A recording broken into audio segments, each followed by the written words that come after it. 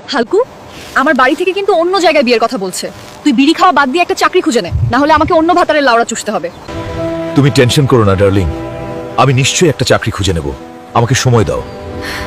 শালা কি ভারী প্যাসেঞ্জার রে বড়া, কিন্তু আমাকে টাকা জোগাড় করতে হবে, আমার মালের নাহলে অন্য জায়গায় বিয়ে হয়ে যাবে।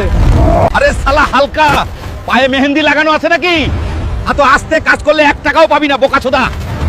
শালা শুধু কয়টা টাকার জন্য এই বুড়ো ছোটাদের গালাগালি শুনতে হচ্ছে। টাকা না দিলে শালা কেলিয়ে ভূত করে দেব। প্রেম করা মহা বিপদ।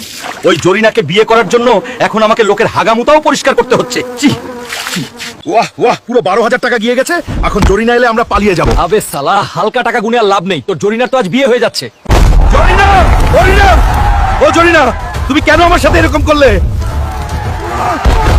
আবে মোটা ছোদা হালকা, তুই 12,000 এনেছিস আর আমার এই ভাতার একদিনে 12 লাখ নিয়ে এসছে। তোর মতো গরিবকে কেন বিয়ে করবো রে?